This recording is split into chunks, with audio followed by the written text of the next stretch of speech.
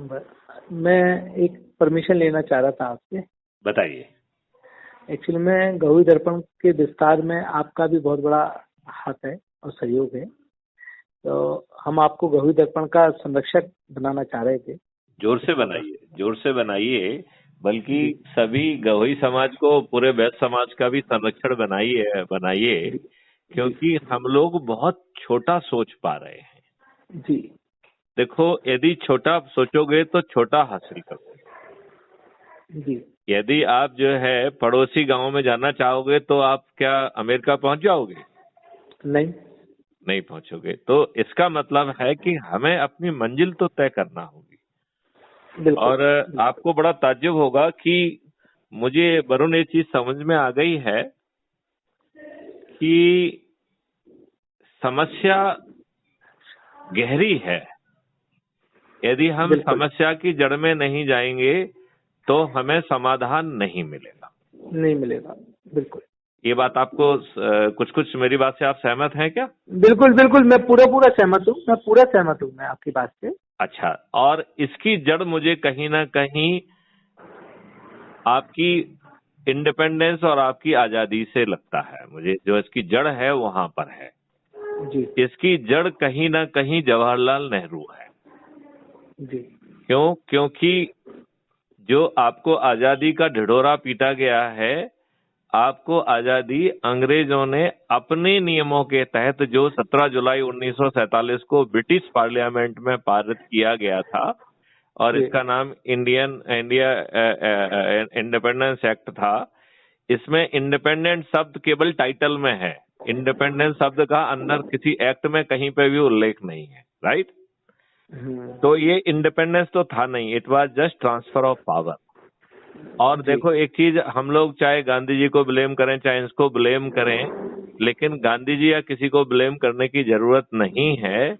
ये अंग्रेजों की स्मार्टनेस है कि उन्होंने ये ट्रांसफर ऑफ पावर अपने चुने हुए व्यक्ति को किया। अपने चुने हुए व्यक्ति को दिया। बिल्कुल राइट? तो ये चुनाव जो है, ये कैबिनेट कमीशन ने सुझाया था कि हमारे जो जवाहरलाल नेहरू प्लीज चाचा जी जो हैं, वो एक दुबले पतले चरित्र के व्यक्ति हैं। यदि उन्हें पावर ट्रांसफर किया जाएगा तो अंग्रेजों के हित सदे रहेंगे। अच्छा, इस योजना के तहत आपको शायद मालूम होगा कि उस समय लॉर्ड बोवेल जो है, he was the viceroy of India. जी तो वाइसरॉय ऑफ इंडिया जो मिस्टर लॉर्ड बोवेल हैं, उनको यहाँ से हटाया गया और उनकी जगह पे लॉर्ड माउंटबेटन को लाया गया। जी, किताब में पढ़ा है मैंने, किताब में पढ़ा है। और लॉर्ड माउंटबेटन को इसलिए लाया गया क्योंकि एडमिना जी को लाना था।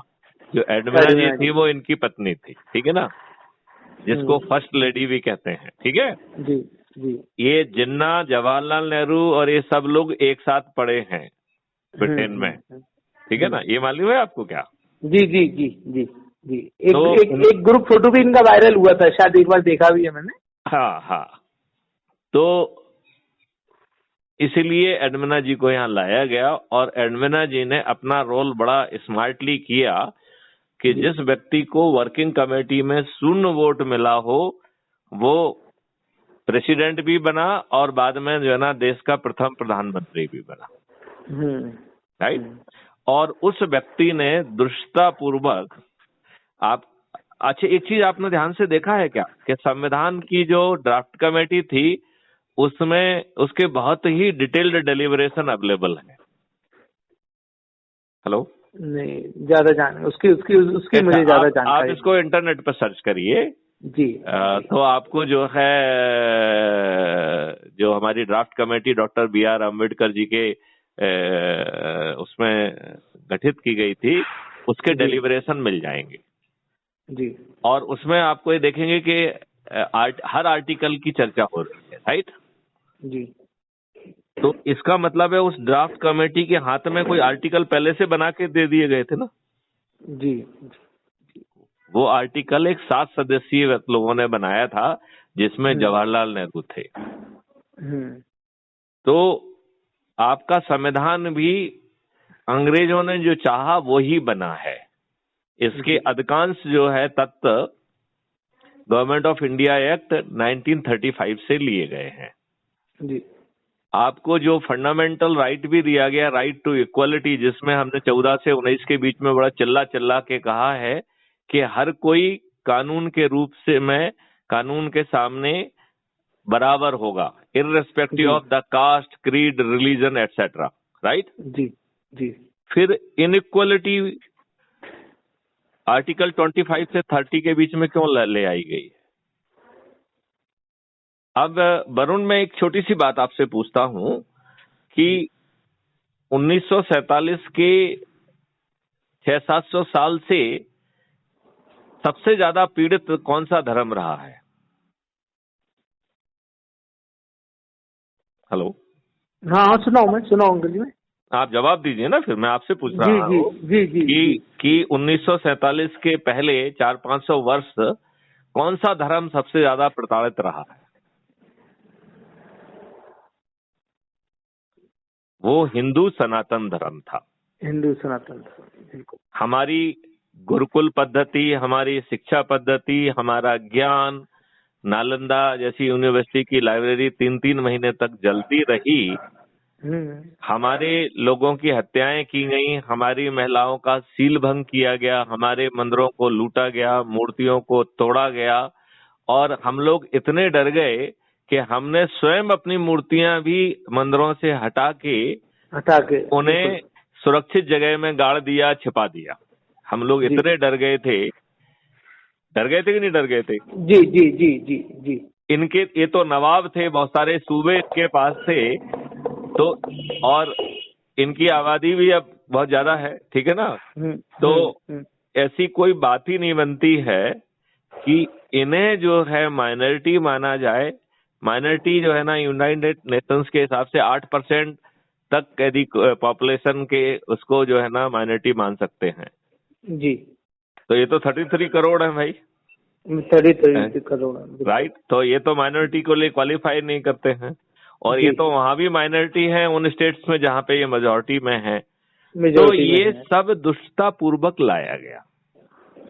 अंग्रेजों ने जो 1920 में वक्फ बोर्ड लाया आपको डिवाइड एंड रूल करने के लिए, उसे अंग्रेजों ने 2 बार अमेंड किया, 95 में भी किया और 2013 में भी किया।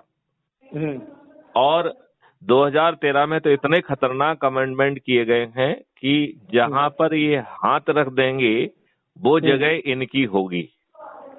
अच्छा। हाँ, और यही कारण है, आपको मालूम है कि नहीं मालूम है, बेट द्वारका का नाम सुना है आपने? किसका? बेट द्वारका। नहीं। ये द्वारकाधीश, द्वारका का पुरी का नाम सुना है? द्वारका का नाम? हाँ। द्वारका से नाव से जाते हैं तो वहां पर समुद्र के अंदर एक द्वीप है।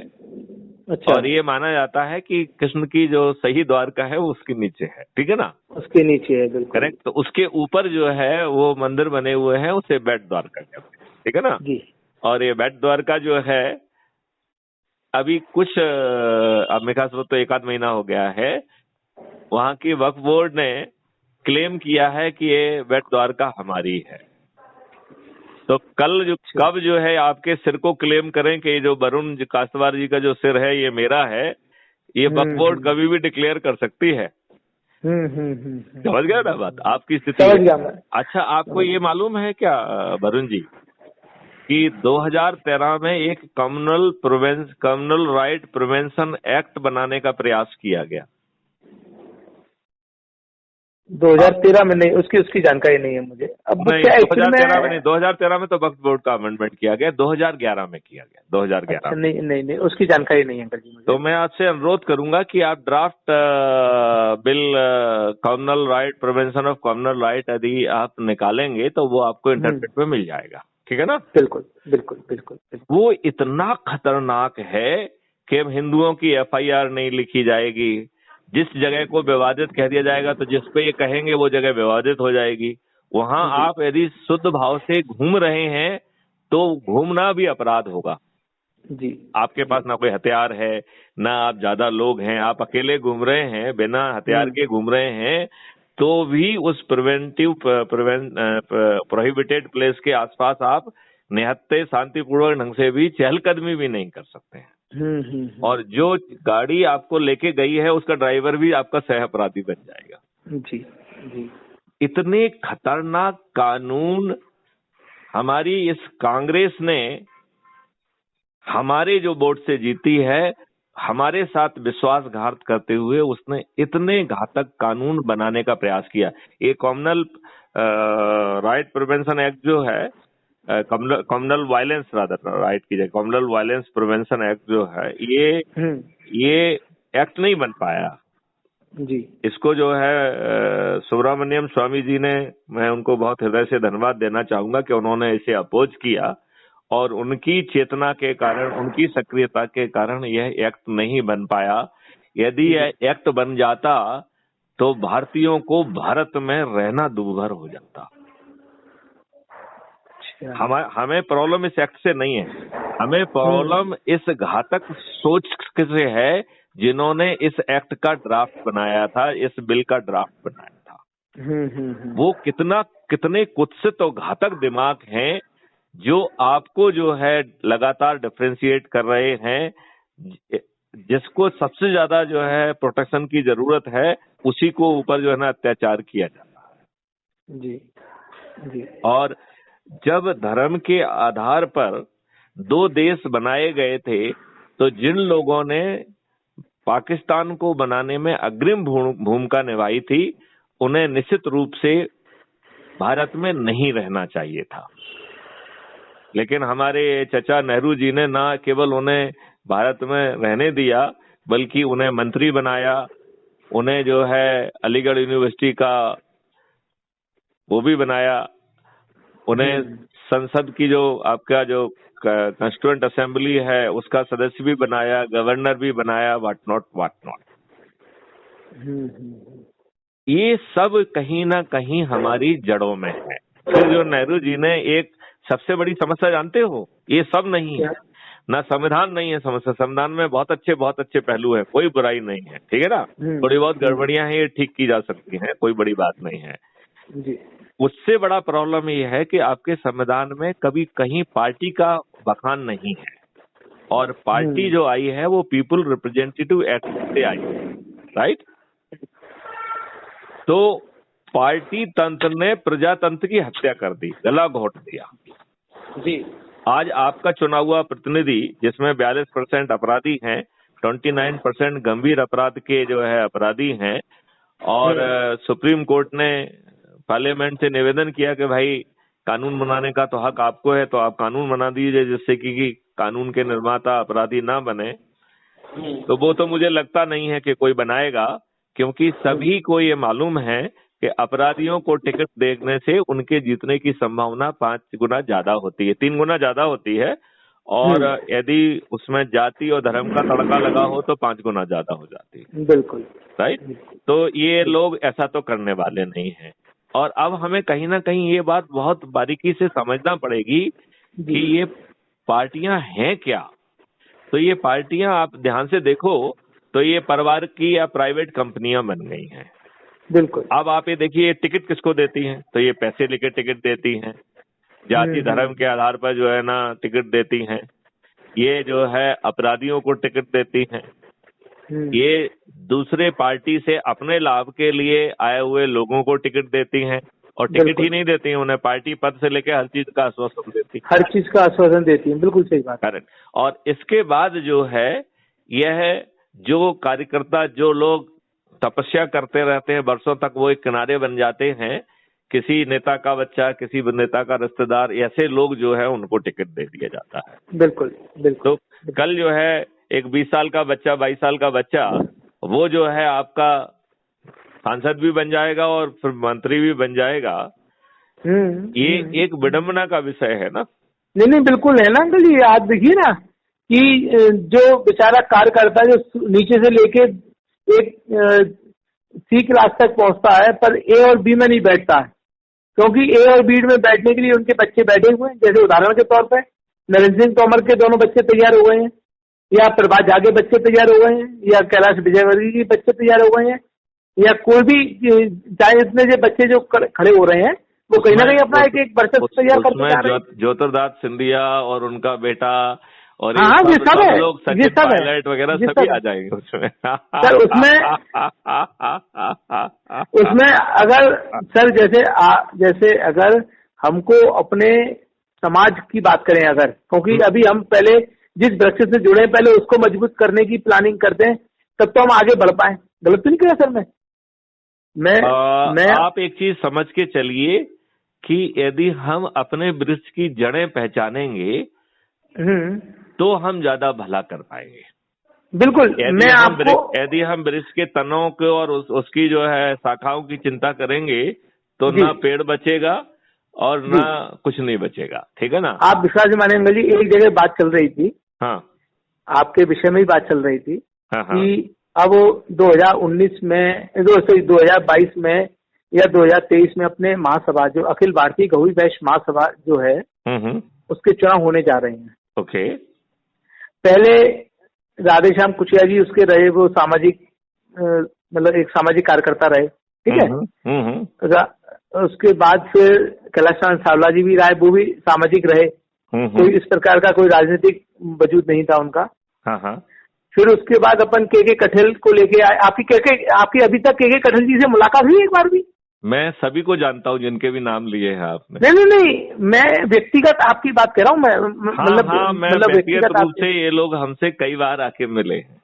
हाँ, तो अब के कठेल जी एक राजनीतिक पार्टी से जुड़े हुए हैं, बीजेपी से, तो लोगों ने, समाज के लोगों ने उनको इसी आस के साथ जताया कि ये समाज को एक नई दिशा और जो राजनीति में अपना समाज पिछड़ा हुआ है उसको कहीं ना कहीं एक स्थान दिलाएंगे। ठीक है ना।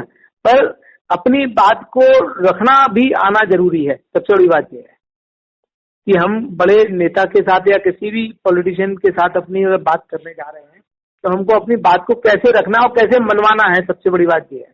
हम अपनी ताकत कैसे दिखाएंगे।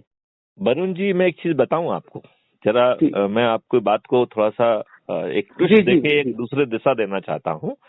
मैं क्या कहना चाहता हूँ कि जो भी प्रतिनिधि आपके हैं, चाहे वो अपराधी ही क्यों ना हो, लेकिन वो हमारे वोट से जीते हुए, चाहे हमने उनको वोट जो है डर से दिया हो, चाहे दारू लेके दे दिया हो, चाहे साड़ी लेके दे दिया हो, जो भी हमारे घटिया कंसिडरेशन हो, लेकिन वोट तो मैंने दिया ना। तो हमारे जो वोट से जीता हुआ व्यक्ति कहलाया ना, तो हमारा प्रतिनिधि कहलाया कि नहीं कहलाया। चाहे वो 42% में ही क्यों ना हो जो कि आपराधिक रिकॉर्ड के व्यक्ति। ठीक है ना जी। इसमें कोई आपको हमारी राय से नहीं, बिल्कुल सही बात है, बिल्कुल सही बात है। अब हम आपसे ये पूछ रहे हैं कि जो जैसा भी व्यक्ति है जो हमारा प्रतिनिधि है, क्या वो पार्लियामेंट में या पार्लियामेंट के बाहर अपनी बात कहने की औकात रख रहा है। यहाँ हमने एक बहुत खतरनाक शब्द का उपयोग किया, बिल्कुल सही बात है, बिल्कुल सही बात है। औकात वाली बात कही हमने।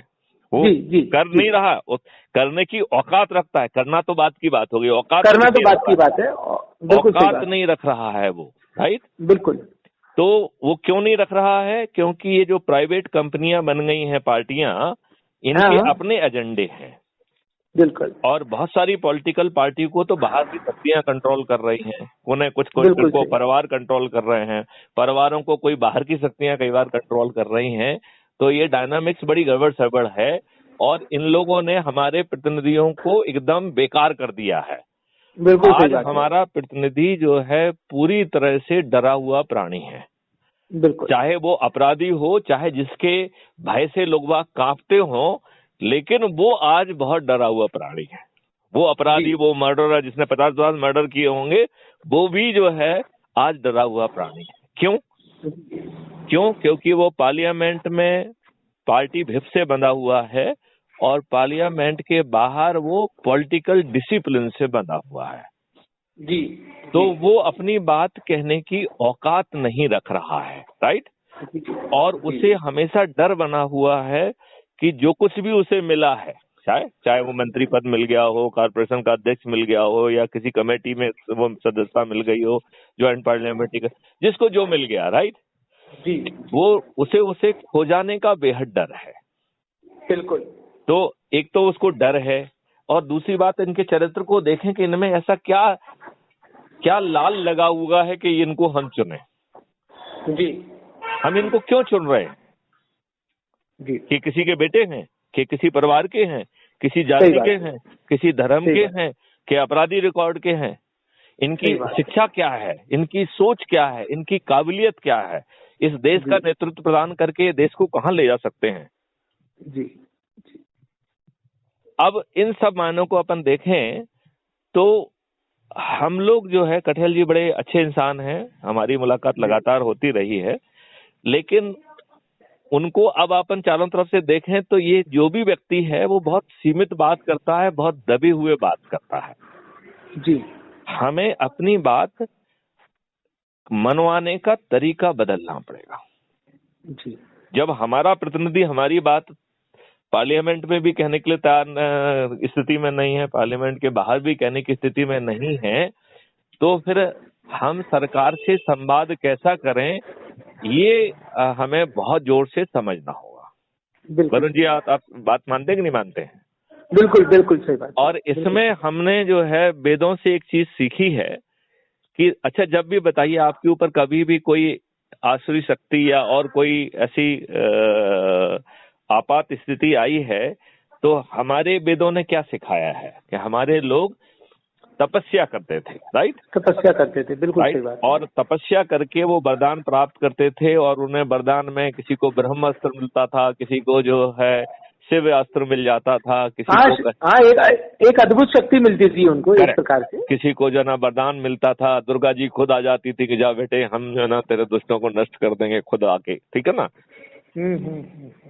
अब जो है हमें, यदि आप इन शक्तियों से लड़ना चाहेंगे तो ये आपको नजरअंदाज कर देंगे, आपकी कहेंगे आपकी औकात क्या है, मैं 5,000 करोड़ की पार्टी हूँ, तुम कौन होते हो, मैं इतने 303 जो है ना जीत के आया हूँ, तू कौन होता है?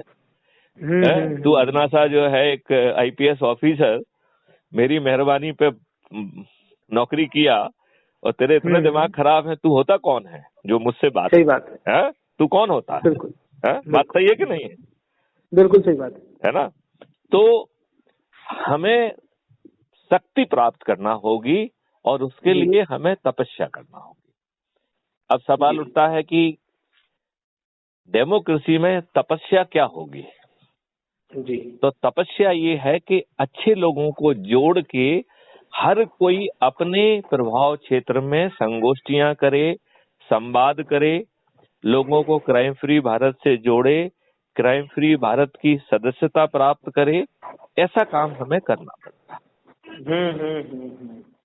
बात समझ रहे कि नहीं समझ रहे? बिल्कुल बिल्कुल। अच्छा, एक बार आप जो अज्यूम करिए कि आप 25 करोड़ 50 करोड़ तक पहुंच जाते हैं, आधी आबादी आपके साथ खड़ी है, तब आप फिर शासन से सकारात्मक संवाद के लिए अब आप फिट हो गए हैं। अभी तक आप इनएलिजिबल थे, अभी तक आप पात्र नहीं थे जी। अब आप, यदि आप जो है, आप अज्यूम करिए आप पात्र बन गए अब, राइट? जी जी। तो पात्र बनने के बाद फिर आप कैसे इजहार करोगे? क्योंकि यदि आप इन्हीं को जो है डॉक्यूमेंट लिख के दे देंगे तो ये कचरे में डाल देंगे। आप समय मांगेंगे तो हो सकता है समय ना दें, या अज्यूम करिए उन्हें मालूम पड़ गया कि आप वरदान प्राप्त व्यक्ति हो चुके हैं, तो आपको बुला भी लें, चाय भी पिलाएं और आपका जो है ना मूर्ख बनाने के लिए आपसे कहें कि अच्छा अभी करते हैं, लेकिन समय निकलता जाएगा, वो किया नहीं जाएगा जिसकी आपको अपेक्षा है, राइट?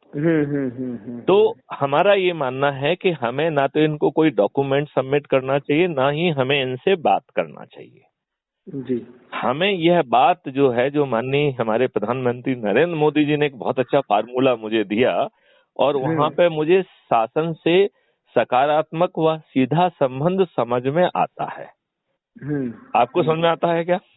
बिल्कुल बिल्कुल बिल्कुल। ठीक है ना? तो यदि मान लो आपसे अज्यूम करिए जितने भी 25 करोड़ 50 करोड़ जितने भी लोग जुड़े हुए हैं, यदि वो आपके कहने पर अपने ही आंगन में, अपने ही दरवाजे पे, अपने ही जो है छज्जे पे, यदि वो दीपक जलाते हैं और थाली बजाते हैं और साथ में आपका वीडियो भी चला देते हैं, जिसमें आप छोटी छोटी मांग रखेंगे, जिसमें कि सरकार का पैसा खर्च नहीं होगा, क्योंकि सरकार से पैसे वाला काम बाद में कराएंगे, पहले बिना पैसे वाला काम कराना है। ठीक है ना?